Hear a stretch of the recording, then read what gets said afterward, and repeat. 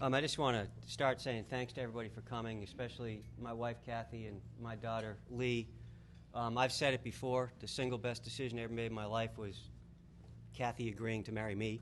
Was probably the way to put it. And Lee is 13 years old, but she doesn't know it, but she's probably taught me more about faith than most of the people I've met in my life. She's a very faithful person at a very tender age.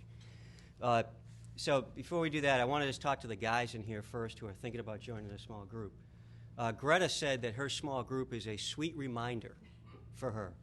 You will never hear a guy describe his small group as a sweet reminder. So I just want to make very clear that we're not enrolling in the sweet reminder concept here.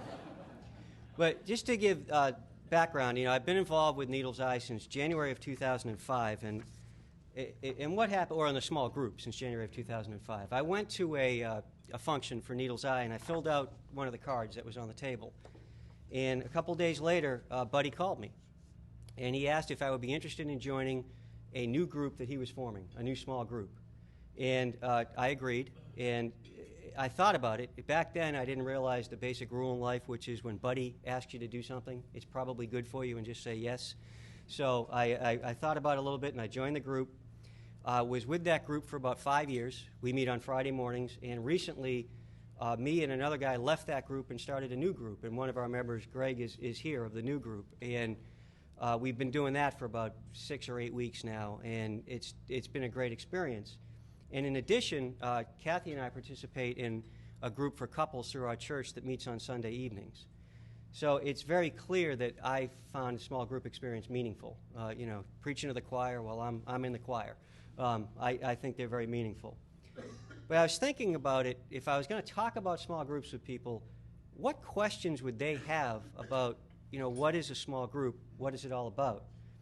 And I will be honest, when Buddy first talked to me, I had the impression of sitting in a room around a conference table and someone's at the end of the table pointing at me saying, well, that's not right, you're going to hell, or, you're hanging over the fires of hell by a thread, or, whatever fire and brimstone would come out of that. And I went in, and with that, my first question was, what if I'm not at the same place spiritually as the other people that are in the group? There's 6 or 8 people there, and one of them is, for lack of a better term, a super mature Christian, and I'm trying to figure it all out. How does that work? And am I not going to fit in, or am I going to be inadequate, or whatever the words are? And what I've learned is, frankly, that's really the point of the group. My pastor refers to going to church as being in the community, and doing a personal Bible study as being in the closet, and when you're in your small group, you're in your home. And when we're all in our home, there's different people doing different things, and you're asking all kinds of questions. It's okay to be insecure, and it's okay to do whatever you want to do when you're with your family. And I've learned that that's not an issue in the groups I've been in. It's not about instruction. It's not about judging. It's about supporting each other on whatever journey each one of us is on. And in my old group, one really good example is we had a guy in the group who really came in, had hardly ever read the Bible, no idea what this group was going to be about. And when I left the group, he was reading on his own. Him and his wife would do our reading the night before and discuss it before they came in. And he just went on the pace he was on. It wasn't really anything we did other than welcome him every week and talk to him. So that was my first question. The second one may appeal more to the guys than the women, but do I have to expose myself? Do I have to talk about all these personal things in this group? And the answer to that is just really up to you, whether you want to divulge personal things or not. However, with most groups, as time goes by and as relationships develop, you use the group as somewhere to work through personal things and find out how God wants you to handle personal things. I've communicated some very personal things within my group, intensely personal. One thing that we just got through with was about a year of taking care of some nieces because of substance abuse with their mother. And obviously, you talk about that in group once you develop the relationship. And what that group did to help me through that, it can't be quantified. But that's the kind of thing that was out there. So you learn you're not alone in your problems, and you're not alone in facing big challenges. The other thing that comes up reasonably consistently is every once in a while someone comes in with a comment similar to, I don't believe there's a guy with a gray beard in the sky who's directing everything we do, or I have doubts. And everyone in the room says, well, every once in a while that flashes through my mind too. So what you learn from that is it's okay to have doubts about your faith. It's just a question of how you work through them and how you address them.